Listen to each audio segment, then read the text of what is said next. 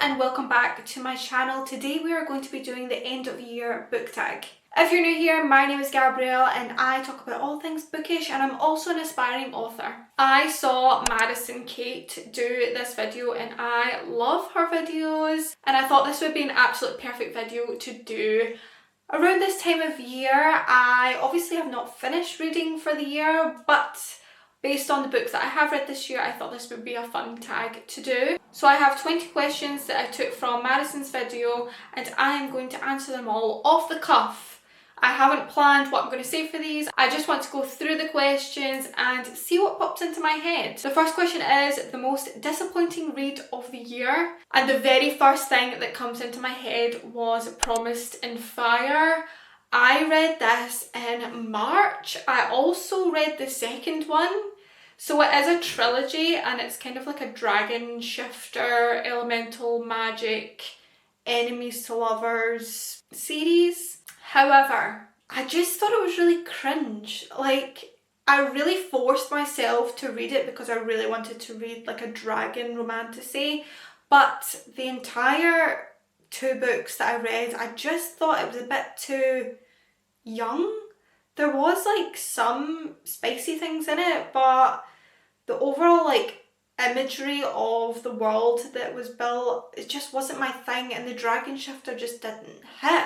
I'm so fussy with my dragon fantasy romances, and this one I had such high hopes for, but it just did not hit the mark. Next we have the underdog book of the year, and straight away I know what it's going to be. We have Lady of Darkness. This series absolutely consumed my life. I have not felt this way about a series since Throne of Glass. I did read Throne of Glass this year, but since then I was looking for the same feels. This series has just so many characters that you are so invested in, and I love the female main character because she is like a badass FMC, and I just love the whole assassin thing. If you did like Throne of Glass, you will definitely like this. It's got very similar vibes. I was so impressed with this book. I didn't really see much about it anywhere until I read it, and wow, I'm so impressed. I'm so upset that I finished the series. A book you loved in the moment but don't think about now. I feel like I loved Bride by Ali Hazelwood this year. It was so not something that I would normally read, and when I was reading it I absolutely devoured it, but I don't really think about it that much. The ending kind of left room for another book to come, which I'll definitely read, but for the amount that I obsessed over it at the time, I do not really think about it that much anymore. Fave book couple or couples of the year. Well, firstly it has to be Aelin and Rowan from Throne of Glass. Also, I would probably have to say Rune and Gideon from The Crimson Moth or Heartless Hunter if you're in the US. Those two just were perfection. That is a book that I am so excited for the next installment of. A book you can't stop recommending. I hate to say it, but it's probably going to have to be Lady of Darkness again. I have recommended this to anyone I know, literally. It's absolutely worth going into. The first book was actually my favourite book, believe it or not, so this is definitely a series that I will continue to recommend. A book that surprised you. I think one of the books that surprised me the most this year was Zodiac Academy. I've only recently read the first three, but the first one absolutely surprised me. I didn't realise how bingeable they actually were, and I understand the hype around them. Another book that surprised me quite a lot was The Crow Prince.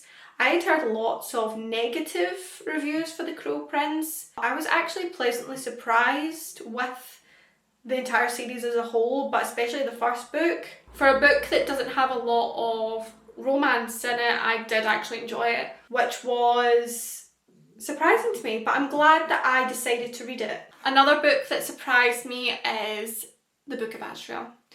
This probably is up there with one of my favourite books of the entire year. From the cover, I could not tell what this is going to be like, but oh my god, I would reread this book. That is literally how much that I loved it. Then we have new fave author that you discovered in 2024. The first one that comes to mind is Adeline Grace. I read Belladonna. This actually surprised me. I have not read a book like this. It was kind of like a mystery with magical elements, and it was also set in like a kind of Regency era with debutante balls, things like that.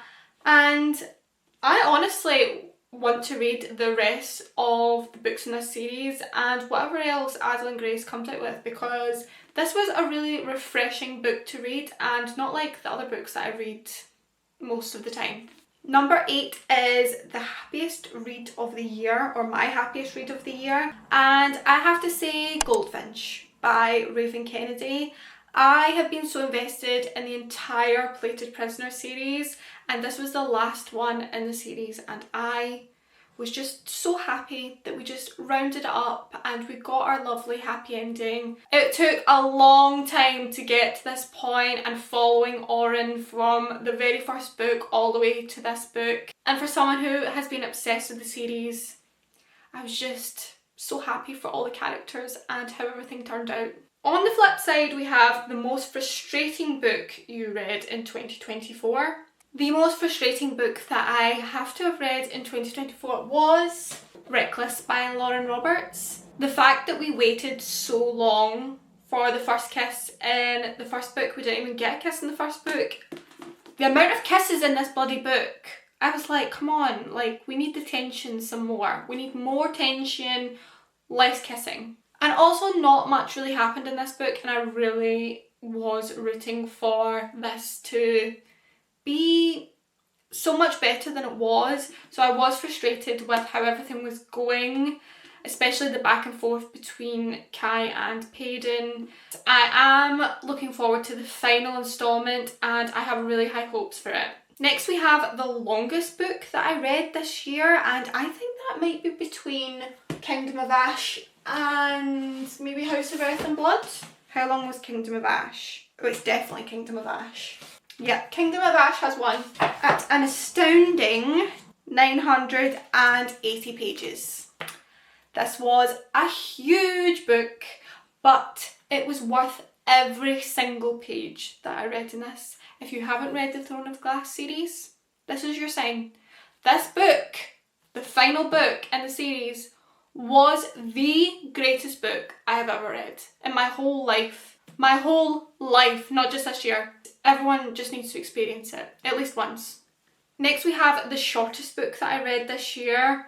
I read a couple of novellas this year, but I'm going to say the shortest one has been Spectacular. I've only just finished reading this the other day. It is 200 pages, but the text is huge and we have really big margins on it, and also there are illustrations throughout, so even within those 200 pages I would beg to differ, it's probably only 100 and something pages, maybe 120 pages with all the words condensed and no illustrations, so this has definitely been my shortest book. Next we have a book that I haven't stopped thinking about. Honestly, I'm going to say The Unmaking of June Farrow by Adrienne Young, because I often think about that book because that book could have went in two ways, and I really think about what would have happened if it went the other way. If you've read the book, you will know the ending could have went in two directions, and I often think about what would have happened if a different choice was made. But that book was just beautiful as a whole. I thoroughly enjoyed it. It was magical realism. I recommend just going into it blind. It makes it a lot more whimsical, and the mystery element really makes a big impact when you go into it blind. So absolutely give that a go. Next we have an unpopular book that I loved. The first one that comes to my mind is Blood Orange by Karina Halley. This is like a vampire romance. It is like a modern day vampire book. It's very spicy. It's very much spice. And I know a lot of people that did not get on with this book at all, but I binged it. Literally binged it. I quite liked that it was set in Venice in Italy, and I really enjoyed that aspect of it. It gave me what I wanted at the time. I think it was just right book, right time, but I know a lot of people that just do not get along with this book, but I loved. And I have no apologies for that. Next we have, what was the highest and lowest rated books you read this year on Goodreads, and whether I agree with that rating. I have just checked this now, and the highest rated book that I read this year was Kingdom of Ash. I agree. As I said, it was the greatest book that I've read in my entire life. Now I'm going to look for the lowest rated book that I've read. The lowest rated book that I read this year was Somewhere in the Sunset by Estelle Mascamé. Honestly, I disagree.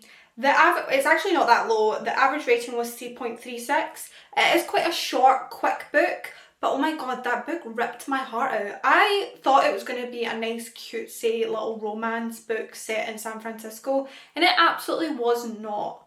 The ending of that book cut me to my very core. I literally rarely cry at books, especially standalone books, because I feel like I don't get a lot of connection with the characters. Did I shed a tear at the end of that book? Yes. So I actually disagree. The next question is my favourite quotable books of the year.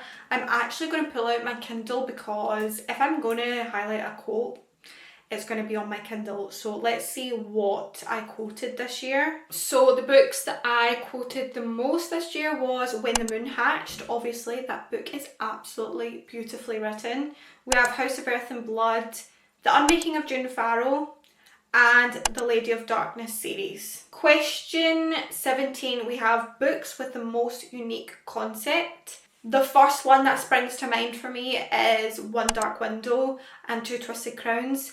This duology was absolutely incredible and such a unique magic system. The world building in it was just unlike anything that I've ever read before. To this day, I will say this is the most unique set of books that I've ever read. The next one is books that I would reread that I read this year. Other than the Throne of Glass series, because that is a given. I generally would read that over and over again until I die. I would probably say The Crimson Moth would be the one that I would reread, because one, the next book is coming out next year, so I want to reread before then, and two, I was just absolutely enthralled with this book, and I feel like I would see so much foreshadowing and things throughout the book that I completely missed the first time I read it, which made the ending so, like, unbelievably shocking. My reading goal reflection and 2025 reading goal. My goal for this year was 80 books, and I have read 77. I am currently on my 78th book. I really thought that I would surpass 80 this year, but I really don't think I'm going to be able to do that. I read a lot of really large fantasy books this year, and even then there were some months where I read 10 books in a month, and there were some months where I read 4 books in a month. It was really a mixed bag of what was happening this year. I think I need to learn to DNF, and that is my problem. I should have DNF'd quite a few of the books I read this year. That is one lesson that I've learned. And my 2025 reading goal, I think I'm going to do 90. I think that's a nice one for me. Ideally I would love to do 100, but 90, I think from my lessons I've learned this year, I think I could maybe achieve that. And lastly, after 2024 reading, what are you prioritising in 2025 reading wise? Like I said, I'm prioritising just DNFing a book that I'm not enjoying. I'm also going to prioritise maybe creating a book club. Let me know if that's something that you're interested in, and I definitely will set that up. I would love to have a book every month. That is a definite. I did a lot of mood reading this year and not a lot of structure that I did last year. Although the mood reading worked out fine for me, I think if I had a wee bit more structure, then I would get along a lot better. Thank you so much for watching. I really enjoyed doing this little bookish tag. I would love to see other people doing it. If you did like this video, please like, subscribe, and I will see you in the next one.